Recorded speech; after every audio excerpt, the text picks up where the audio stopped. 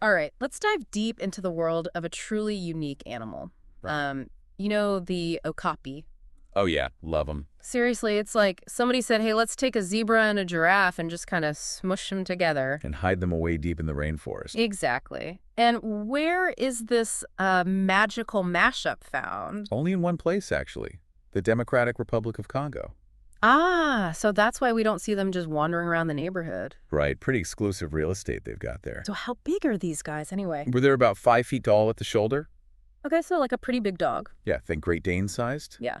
And then they can be up to 8 feet long. Whoa, that's longer than my couch. Maybe not as comfy, though. Probably not. But I bet they blend right into that jungle. Oh, they're masters of disguise. Those zebra-like stripes break up their outline in the dappled sunlight. So it's like they're wearing camo. Exactly. And get this, each Okapi's stripes are unique. No way. So like fingerprints. Exactly. Like custom-made camouflage. That's amazing. But if they're so good at hiding, how do they find each other? Well, they've got some seriously impressive senses. Like what? Super smell. That's one. They've got scent glands on their feet. Way scent lands on their feet. Yep, they leave a smelly trail wherever they go. Okay, that's a little different from the perfumes I'm used to. It's more about communication. Marking their territory, leaving messages. So that's like a smelly social media post. You could say that. That's wild. And their hearing. Oh, top notch.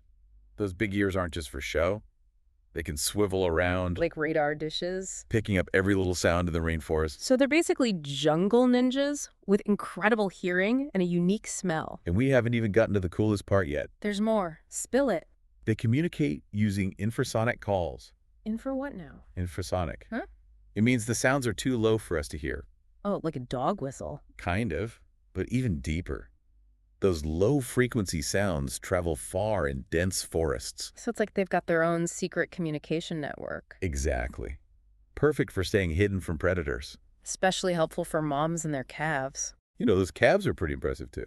Oh yeah, the video mentioned they can stand up super fast after they're born. Within 30 minutes. Seriously, I can barely get out of bed in 30 minutes. And here's another fun fact.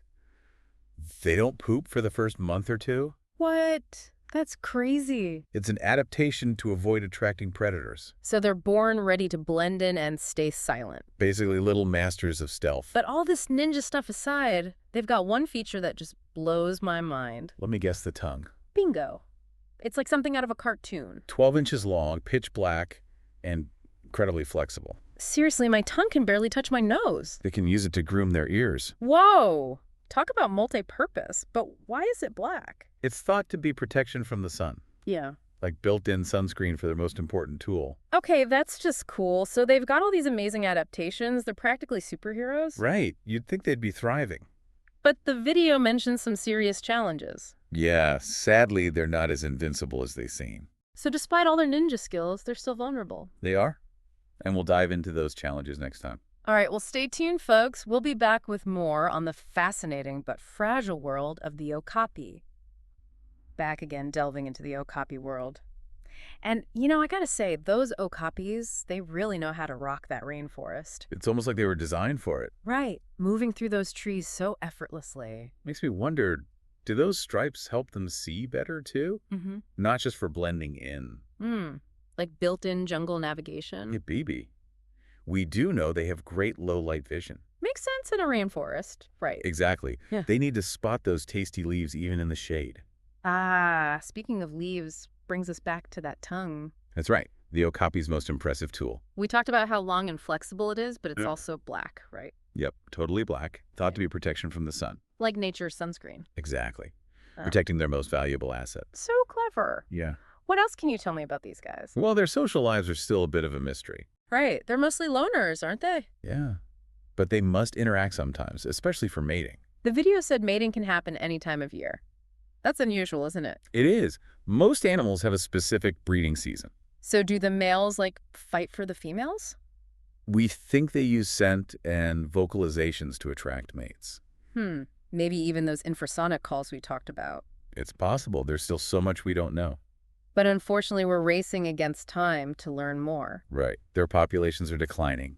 We need to protect them. So besides the Okapi Wildlife Reserve, who else is working to help? There's the Okapi Conservation Project. They're doing incredible work. Tell me more. What do they do? They do research, community outreach, and even anti-poaching patrols. Wow, that's a multi-pronged approach. It has to be. Conservation takes a village. Makes sense. You can't just focus on one thing. Right. It's about protecting the whole ecosystem. Because okapis are kind of like the poster child for the rainforest. Exactly. A Yeah. flagship species. Yeah. Protecting them protects everything else. So it's like a domino effect. But what about the poachers? How do you stop them? Well, the Okapi Conservation Project is tackling the root causes. Like poverty and lack of opportunity. Exactly. They offer alternative livelihoods and support law enforcement. So it's a long game, but a necessary one. We need to shift our mindset from exploitation to stewardship. Recognizing that we're part of nature, not separate from it. Right.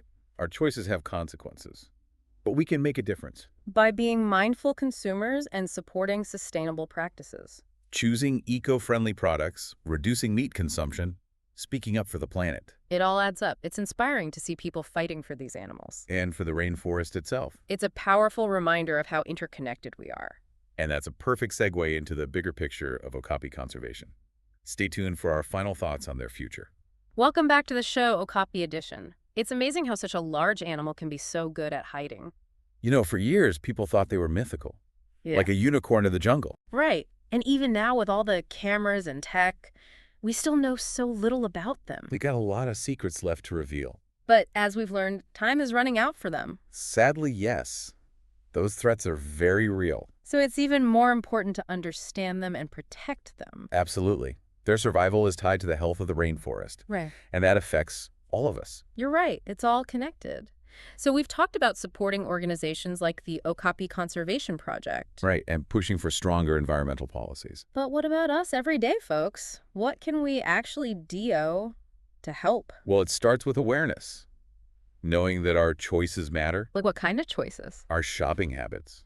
For one, supporting companies that are sustainable and ethical. So voting with our wallets. Exactly. And being mindful of what we consume, Mm-hmm. like reducing meat and palm oil consumption. Those are big drivers of deforestation, aren't they? They are. And we can always advocate for stronger environmental laws. Right. Make our voices heard. Yeah. So it's not just about donating money, it's about changing our lifestyles.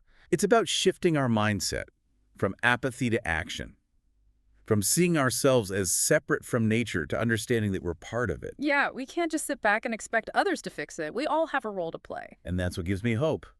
There's so many people working hard to protect these animals and their habitat. And even small actions can make a difference, right? Absolutely. Every little bit counts, whether it's conserving energy, reducing waste recycling, or simply spreading awareness. It's about getting the word out, telling our friends and family about these amazing creatures. Sharing information online, educating ourselves and others. It's easy to feel overwhelmed by the problems, but we can't give up. We have to remember that nature is resilient.